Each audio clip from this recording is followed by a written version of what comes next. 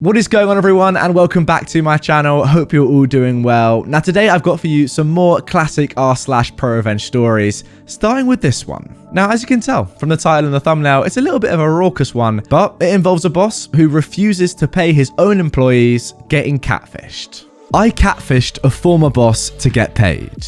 I used to work for a married couple. Billy, a 52-year-old man, and Gigi, a 44-year-old woman, who owned a business services/public relations agency. It lasted more or less for a year. They seemed nice and humble, but in reality, they were shady and untruthful. The company began to falter because of poor management and zero intention to prioritize. Billy was your babyface next-door neighbor type.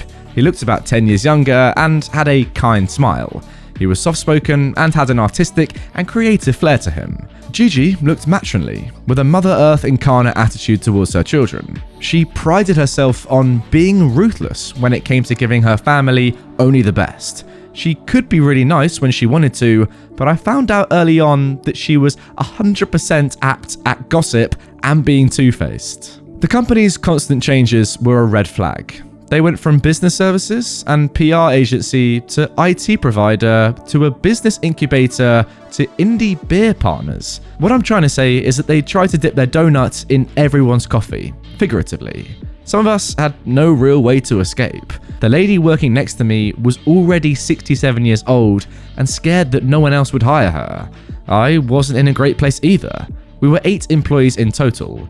They wouldn't lay anyone off because they believed that the employee should quit. They paid us only a portion of our salaries, incomplete weekly payments. Employees would run for the hills once they found a better job. Some of us were stuck. It was horrible. Then they would pay the normal rate for a month and then do it again. They never cut down on their luxury expenses, so the wife would post her shopping sprees or arrive in a new car like it was nothing. Zero empathy. Very insensitive. The husband was obsessed with making it big time, so much so that he sometimes failed to see an opportunity right in front of him. He said he was Coca-Cola's brand manager. I swear, I looked it up and I could never find any reference. Gigi had a display full of small local magazines, mostly about design and architecture. They were very proud to be a team member, but in reality, they just helped them print 2 issues. They wanted big business only, but in the meantime, looked down upon tangible potential clients, like the young Latino couple who showed up trying to learn more about their services. They seemed lost because they wanted someone to help them set up a coffee business and had no idea how it was done. I talked to them and helped them into the waiting room. They even showed up with their baby in a stroller. That means they must have driven by and decided to come in. An impulsive client should be retained. The guy said his grandpa had a farm and he wanted to create an import-export company. But once Billy showed up, he listened for a bit, then kind of gave them a kind of abrupt dismissal. That was an idiot move, because that couple opened their own business with someone else and even have a Facebook page. It could have been Billy. Billy lined his office walls with posters of Steve Jobs and Elon Musk. His wife, the chief enabling officer, put up signs on each room. The main employee area was the machine room. Billy's office was the chamber. The conference room was a meeting of the minds. Every time an employee disagreed with Billy during a brainstorming session, Gigi would call them aside and tell them that Billy is your boss. You need to know that he is brilliant and a genius. I want him to have that taste of success. I experienced that firsthand. I also hated brainstorming because that was never in my job description. They just wanted to pick everyone's brains. In the meantime, we had to see the Pandora jewelry, the expensive makeovers for their daughters, and the weekend at the spa updates on Facebook. Gigi's captions were usually about rewarding herself after a hard week or because I deserve it. Oh, and I'd like to mention that they bought into these social guru phrases about emotional direction. So if an employee ever got angry, Gigi would tell you, remember, the one who gets angry is the one who ends up losing. For anyone who's been in this situation, you may understand how painful it can be. You cannot leave the job because you have no other job waiting for you, and pathetic as it may sound to some income is better than no income at all. This is an involuntary compromise and it's abusive. Why were we expected to pay for their luxuries via incomplete wages? Now, my best friend's ex is into coding and programming, and he agreed to help. If it didn't work out, at least we would have something to laugh about. We created a kick-ass fake website with a matching LinkedIn and the whole 9 yards. To make a long story short, this was supposed to be an investment company and my friend would be very casual. Nothing too eager. He started by liking my employer's Facebook page, then a comment. Before we knew, my boss took the bait and was engaging. They exchanged emails and he was eager to share all his projects and ambitious stuff. On the other side, the investor sent him a list of requirements, like proof of concept, employer payroll, EIN number, etc. The investor agreed to work if they could provide they were legit and up to date. No bank account or confidential info was asked. Within 3 weeks, I was paid the equivalent to the 2 months and a half I was owed. The investor did an about face and never contacted him again. I left the job as soon as I could. My friend, who remained until she got paid, told me our boss seemed off and a bit down after he announced big things are coming, but it all seemed to deflate. I never disclosed what was really going on.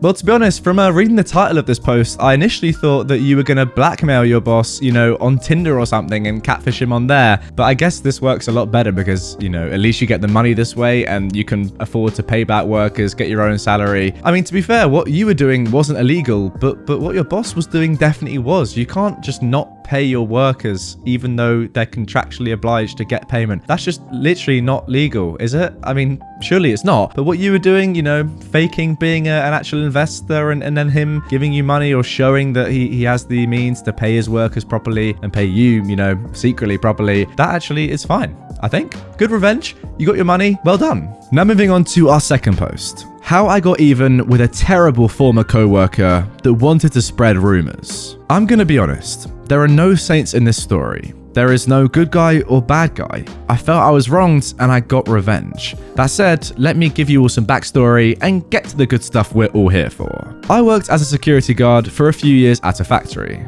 My last year, I had made site supervisor and ran the guard booth. We were contractors. Our contract was simple. Make sure everyone who comes in is logged, watch the cameras, call bigwigs to pick up their visitors.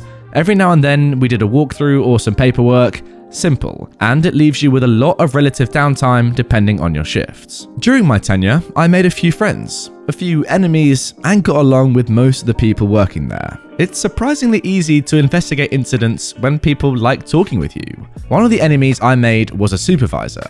Let's call him Ted. Ted had worked his way up from a line worker and felt that since he had made my way from nothing, he deserved his ego. He had squared himself firmly against anyone he couldn't control, and I never gave him his due. We all know his type. Now, Ted treated his line workers pretty poorly, and more than a few came to me to report his misconduct. One of our duties was to log any of these complaints as an incident report, submit a copy to the factory admin, submit a copy to our company, and then file the original. Ted had his own folder in that drawer. Ted did not like this. Ted did not like me. At the start of COVID, we lost most of our staff in the booth. We were down to 3 guards trying to cover a 24/7 schedule. We did a lot of 12-hour shifts, starting from March, going all the way to October when I left. My company struggled to fill the missing spots, hiring 2 guards during that period. Neither lasted more than 2 weeks. October came, I was burnt. Then both my remaining guards quit. I don't blame them in the least. I immediately turned in my 2 weeks and refused to work more than 12 hours a day. After I turned in my notice, my company scrambled to replace me and the missing guards. They got my replacement at the start of my last week, and she started on a Sunday. I trained her for 1 day, and she never came back. I discovered on my last day, she had claimed that I intimidated her and made her uncomfortable. She told my boss she didn't even feel safe around me. Now, I was livid at this. I've never mixed business and pleasure. I'm a big guy, I work out. I've never had those intentions at work. It was a major joke anywhere I've worked because my tagline has always been, I don't poop where I eat. I was burned out. I had an amazing woman I'm now dating who was coming out to see me in 2 weeks. I had spent hours training this woman. I had her scheduled during my shift the entire week so I could walk her through everything to do with the job. I had squared off with the factory admin to keep it that way. I was doing everything I could to help her because she was coming in to a major freaking mess. The admin was looking for a different contractor. Supervisors were trying to access our files. We had loads of sensitive information that would have let anybody move up the ladder quick, or at the least remove a lot of competition.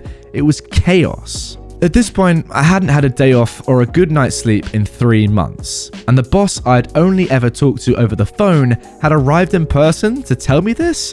I'd almost been terminated over this on my last freaking week. If I didn't have the work ethic my father taught me, I would have walked then and there. I finished my day and walked away, never intending to think of that job again. Now, the story should end here, but it didn't, and this is the juicy part you were all hankering for. See, after I left, a few friends kept me up to date on the going-ons. My replacement came back for a day and then quit, citing the long hours would keep her away from her kid. I was salty, but it's not my problem. Until a few days ago.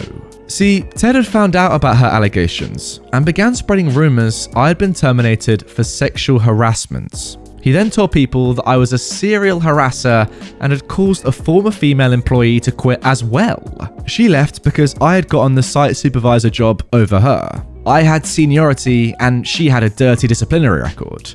She had a few incidents that had nearly gotten her fired herself. I didn't like this, especially given that 2 out of 3 of the incident reports I had on Ted were for sexual harassment. What Ted didn't know is that I don't like being effed with. While I'm quiet and unassuming, I had plenty of time to build my MAD folders. Little personal history. When I was a computer tech, I had been royally screwed over and nearly fired by my then boss. He gave me directives that were a violation of company policy, bad enough that when they came to light, I was given an immediate final written warning. Since I had no proof he told me to do what I did, I shouldered full blame. Since that day, I have created mutually assured destruction folders, the MAD folders, on anyone that I felt would try to F me. Ted was one such person. All the originals of my folders are kept hidden in online storage, and most are never touched. But Ted annoyed me so much and was threatening my future job prospects. Reputation is everything, so I opened his folder. I had access to the camera system at the factory. Folks, small town factories are disgusting. People do stuff you wouldn't believe. One really popular thing to do is F in the parking lot. Ted had built a little harem for himself by giving better line positions to women that gave him a little action. And I had pictures and video. I made a nice little folder with some choice clips and stills. Then I sent them to his wife and oldest daughter. The dude is 20-ish years married with 4 daughters. 2 in college, one graduating in a year or 2. No clue what happened there, but I doubt it's going well for him. And that wasn't the end. I wasn't satisfied. This never would have been a thing if that replacement hadn't used me as an excuse to duck and run. I told you all, there are no saints here. During that person's one day of training, my replacement had asked me about cell phones with good cameras and a bunch of weird policy questions. A few careful questions, and lo and behold, she has an OnlyFans. I warned her that was a huge violation of our contract with the company. Any type of sex work is forbidden, as the company has clients in Vegas and some European countries where that is illegal, and they don't want any workers moonlighting. The company is incredibly strict on that. Strict to the point I could have terminated her on the spot. They are impartial. Man or woman, it is not tolerated. Thinking on this and being very irate, I track it down. And she was nice enough to have links to her premium Snap. I bundle this and send it to 3 groups. My previous employer, the IRS, and her ex. She had been in a protracted custody battle with him, and our state is a little conservative. The judges here do not look favourably on sex workers. Most have a prejudice that the women are hooked on drugs and will harm kids. And I just gave her ex evidence of sex work and possibly tax fraud. If his lawyer can't get at least split custody, no child support, that's on the ex for being a POS. So that's my story. Let me know if you'll feel this is ProRevenge or not, because honestly, I'm not sure if I went far enough. Wow. So you do all of that, and then you're still not sure if you went far enough? My dude, I think you did, because that was quite comprehensive. Wow. You literally went to so many different groups of people and impacted all their lives. You know, like the IRS, people who work there dealing with this, the ex, everyone else involved, the boss, all your workers, people who came to apply for the job and then left. So many people here. You've impacted. Pretty incredible, really, the amount of people that you've got through. Crazy stuff. Was it all justified? Yeah, I think so. Why not? You were treated badly by lots of different people, and you just went for a bit of justice, a little bit of karma. Nothing wrong with that, in my opinion. So yeah, OP, I'm a little bit lost for words, to be honest. That was quite incredible what you've done there. Fair play to you. Good job. Anyway, guys, that is going to do it for this episode of r/ProRevenge. If you want more from this subreddit from me right away, you can check out the playlist of all my revenge videos right there. A lot of them, I'm not going to lie, are even more, serious than this one. That is for sure. If you are new to my channel as well, please consider hitting this button up there to subscribe with notifications on so you never miss one of my daily uploads. If you don't know, I post daily, as I just said. So come back tomorrow for another video, and I'll see you all then.